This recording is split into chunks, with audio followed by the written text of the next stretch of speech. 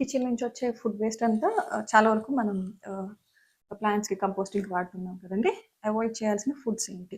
So, salt ఉన్న foods avoid చేస్తాం. So, ఏదైనా మనం వండింది ఖచ్చితంగా చాలా వాటికి సాల్ట్ ఉంటుంది కాబట్టి అవి అవాయిడ్ చేస్తాం. సాల్ట్ ఎందుకు అవాయిడ్ చేయాలనేది చాలా మంది క్వెషన్ అండి.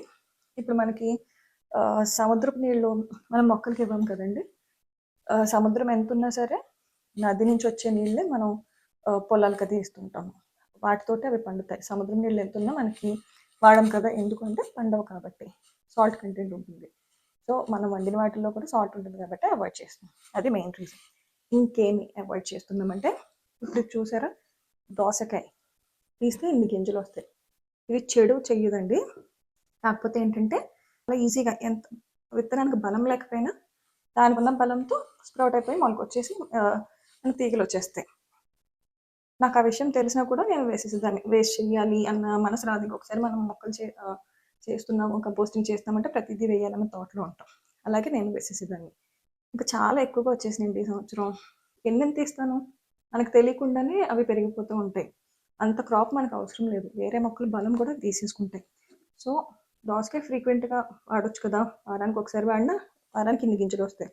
ఆల్మోస్ట్ ప్రతి గింజ స్ప్రౌట్ అవ్వడానికి అవకాశం ఉంటుందండి. సో, ఇవి వేయకపోవడం మంచిది. ట్రాష్ చేసేసుకుందాం. సో, దోసకాయ ఫ్యామిలీకి సంబంధించింది కర్బూజా, మస్క్ మిలాన్ ఈ టైప్‌లో ఉన్న సీడ్స్ అన్ని చాలా ఫాస్ట్‌గా జర్మినేట్ అవుతాయండి.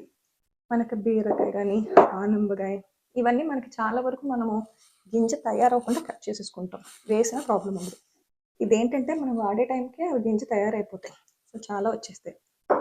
సో, ఈ బీరకాయ వాటితో ప్రాబ్లమ్ లేదు. ఇంకా టొమాటో ఉంటుంది. టొమాటో మొత్తం పాడైపోయింది. కంపోస్ట్‌లో పడేసినా ప్రాబ్లమ్ లేదు. ఇందులోనూ గింజలుంటాయి. కానీ చాలా తక్కువ వస్తాయి. వస్తే ఇంకా లక్ మనకి. ఆ మొక్కలు మనం అయితే ట్రాన్స్‌ప్లాంట్ చేసుకోవచ్చు. ఉన్న చోట కూడా వదిలేసేయచ్చు. పెద్దగా రావు. ఇంకా ఏమి అవాయిడ్ చేయాలి? ఇప్పుడు మనకి ఇండియాలో తక్కువ కానండి. ఇక్కడ అమెరికాలో చాలా ఫ్రూట్స్‌కి బనానాస్‌తో సహా ప్రతి దానికి ఇలా స్టిక్కర్స్ ఉంటాయి. మనం వెయ్యాలనుకున్నప్పుడు ఈ స్టిక్కర్ ఖచ్చితంగా తీసి ఒకవేళ స్టిక్కర్ రాలేదనుకోండి ఇలా తీస్తున్నప్పుడు పార్ట్ కట్ చేసి ట్రాష్‌లో పడేసేయండి. ఇది ప్లాస్టిక్ కదా! మొక్కలకి మంచిది కాదు. ఒకవేళ ఇది కంపోస్ట్ అయ్యి వెళ్ళినా మొక్కలకి ఈ ఫుడ్ మంచిది కాదు కదా! అది. ఇంకొకటి మనం కొత్తిమీర వాడతాం కదా! కొత్తిమీర కట్టలకి ప్లాస్టిక్ తీగలు కానీ లేకపోతే రబ్బర్ బ్యాండ్స్ కానీ వేస్తారు. అవి కూడా చూసుకుని అలా ఏదైతే మనకి అవసరం లేదో అవన్నీ కూడా బయట పడేసేయండి. సో, ఈ జాగ్రత్తలు పాటించండి. ఇంకా రిజెక్టెడ్ ఫుడ్స్‌లో ఏంటంటే మనకి సాఫ్ట్ డ్రింక్స్ అవి ఉంటాయి కదా! సోడాస్ కానీ, సాఫ్ట్ డ్రింక్స్ కానీ అందులో ఉండేది మనకే మంచిది కాదు కదా! సో, అవి కూడా మనం మొక్కలకి ఇవ్వడానికి అవాయిడ్ చేయాలి.